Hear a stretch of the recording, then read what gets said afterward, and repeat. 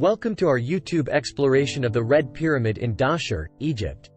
In this video, we'll dive into the fascinating world of this ancient marvel, uncovering its history, design, and the incredible effort that went into its construction. The Red Pyramid is not just any pyramid.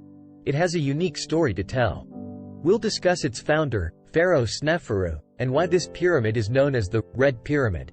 We'll also marvel at its remarkable design, which was ahead of its time, and delve into the intricate details of its dimensions. But what truly sets the Red Pyramid apart is the colossal effort put forth by the ancient Egyptian engineers and the workforce that made this architectural wonder a reality. Imagine a workforce that comprised a significant portion of the ancient Egyptian population working tirelessly to create this monumental structure.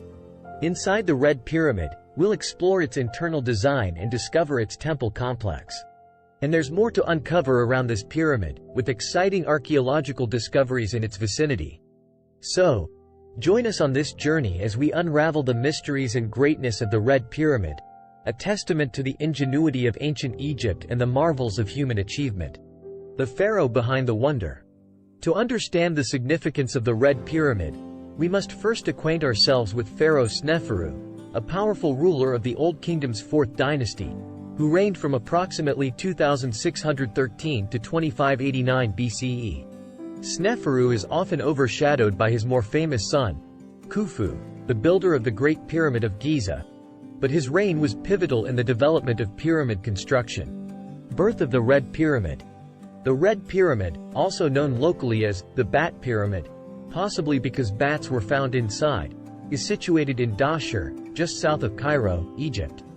It stands 4 kilometers north of the Bent Pyramid. Its name comes from the reddish color of the limestone blocks used in its construction, which were sourced from nearby quarries. This pyramid is thought to be one of the final construction projects of Pharaoh Sneferu and represents an important advancement in the development of pyramid construction techniques.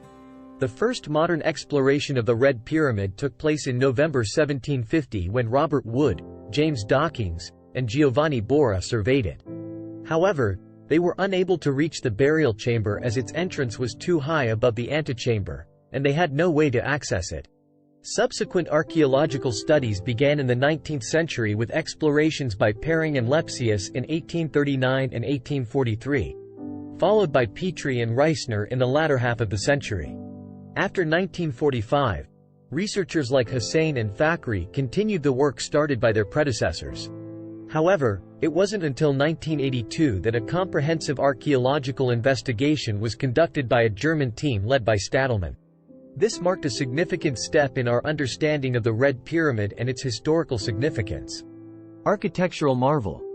The Red Pyramid stands as a remarkable achievement by the ancient Egyptian architects and engineers, showcasing their innovative skills. It held the title of the world's tallest man-made structure for many centuries and introduced the early step towards the iconic pyramid shape we know today. In terms of quality, the Red Pyramid is considered to be as impressive as the famous Giza pyramids. Some experts, like Petrie, have noted that its craftsmanship is on par with the Second Pyramid at Giza, highlighting the high level of workmanship involved in its construction. The interior chambers of the Red Pyramid, with their corbelled walls, give us a glimpse of the fine craftsmanship that was also present in the Great Pyramid. When it comes to its dimensions, the Red Pyramid has a base length of about 220 meters and a height of approximately 104 meters. These dimensions are quite similar to the Bent Pyramid, with a ratio of 7:6 between their base lengths. Both pyramids have a slope angle of slightly over 43 degrees. These proportions create a trigonometric relationship in a Diophantine triangle, which is explored further when discussing their geometry. In terms of volume, estimates for the Red Pyramid vary, but it is believed to have a volume of around 1,670,000 to 1,750,000 cubic meters based on different surveys and measurements. This pyramid is truly a testament to the ancient Egyptians' architectural and engineering prowess and remains a marvel of the ancient world. The superstructure. The construction of the Red Pyramid is a fascinating tale of precise craftsmanship. The core stones and the outer casing were meticulously arranged in horizontal layers, each with a relatively consistent height, although this height varied from one layer to another. When you stand at the pyramid's entrance, you'll notice that these layers measure anywhere from 50 to 70 centimeters in height. It's a testament to the builder's precision. Archaeological excavations have uncovered compelling evidence of how this monumental structure took shape. The ground, particularly along the base's sides, was carefully leveled. On top of this even surface, a layer of rugged limestone blocks was meticulously laid, and this layer was bordered by 1 or 2 rows of softer limestone blocks. The pyramid's construction then began on this stable foundation. It's remarkable to observe that these softer limestone blocks, which formed the base's edge, extend a short distance beneath the rough limestone core of the pyramid. Interestingly, the limestone used for the core was sourced from a quarry situated approximately 500 meters to the west of the pyramid. As Perring pointed out, the pyramid was constructed using stone extracted from the nearby mountain, primarily from quarries in the western and southwestern directions of the building. The stone matched not only in color and hardness but also contained semi-fossilized shells, predominantly those of shellfish. Building sequence. Before we delve into the interior of the Red Pyramid, it's worth understanding the construction sequence attributed to this pyramid by Egyptology. There's uncertainty about whether the core structure was initially built as stepped layers or as a uniform structure, but Egyptology tends to lean towards the idea of it being uniform. What led to this decision? It seems to be based on graffiti discovered on fragments of limestone casing. For instance, Lenner in his work, The Complete Pyramids, mentions graffiti inscribed on the rear faces of casing stones by the work teams. One of these inscriptions mentions, "bringing to earth year 15 feet", referring to the 30th year of Pharaoh Sneferu's reign if counted biennially. Stadelman was able to find a casing stone with a date only 4 years later, providing insights into the construction timeline. About a decade later, John Romer delved deeper into the building sequence of the Red Pyramid using the graffiti uncovered by Stadelman. He revealed that the first year of construction witnessed a tremendous effort where more than a quarter of the pyramid's total weight, around 1 million tons of limestone, was cut, transported, and precisely placed. Even though the workload decreased after the initial year, the demand for stone remained intense over the next 18 months or so.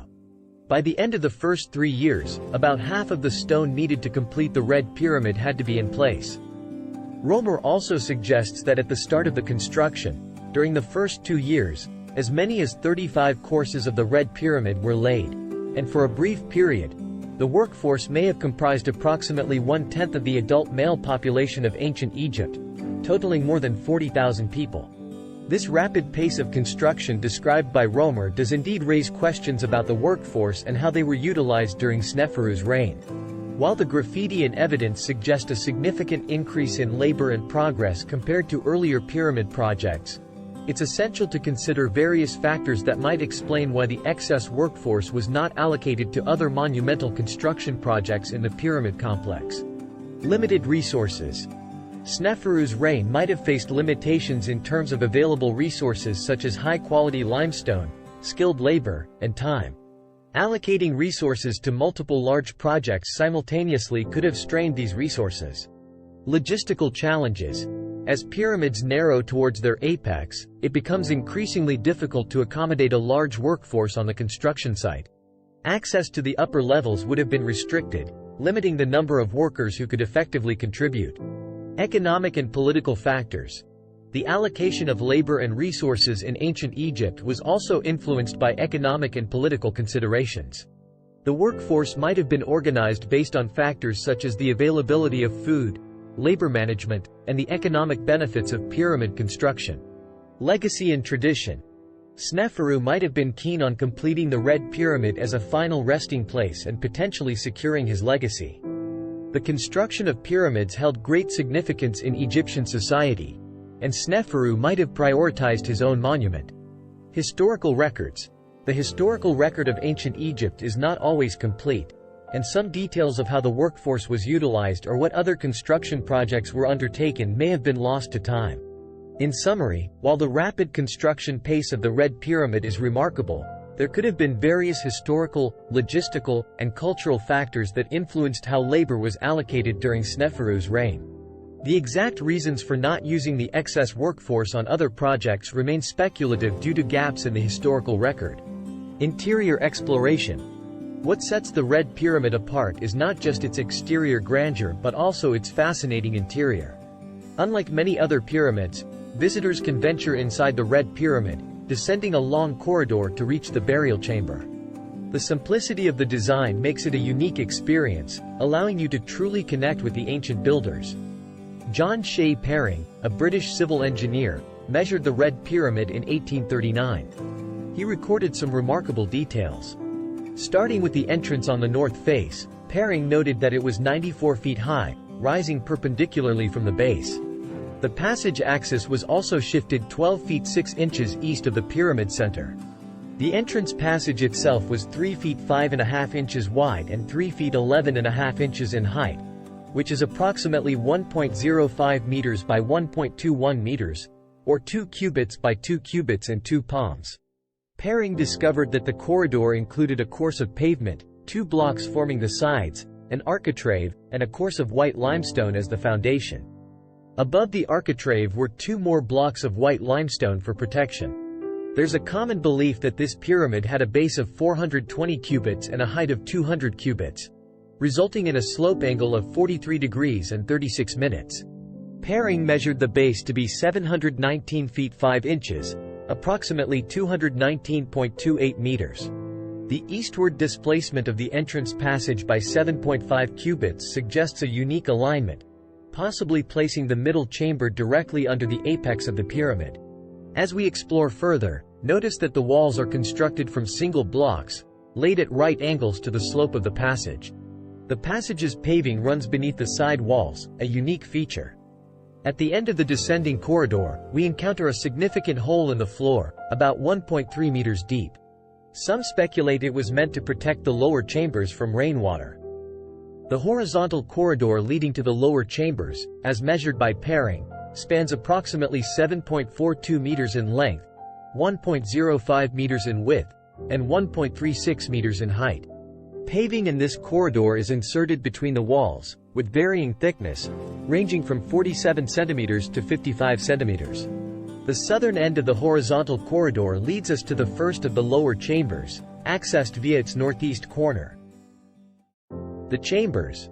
The entrance corridor, as we know, has a height and width of 1.16 meters and 1.04 meters, respectively. It runs at an angle of 27 degrees 56 minutes for a length of 62.63 meters. After this, the corridor becomes horizontal, and its dimensions open up slightly to 1.35 meters in height and 1.05 meters in width. It continues for a short horizontal distance of 7.43 meters, leading to the first corbel vault chamber. The first antechamber is 8.37 meters long, 3.65 meters wide, and 12.31 meters tall. It has an opening on the right-hand, west, side leading to a corridor that is 3.19 meters in length. This corridor also takes on the shape of the horizontal entrance corridor with a width of 1.04 meters and a height of 1.30 meters. This second horizontal corridor leads to the second corbel vault chamber, which has dimensions very similar to the first one. 8.34 meters long, 3.65 meters wide, and 12.31 meters high.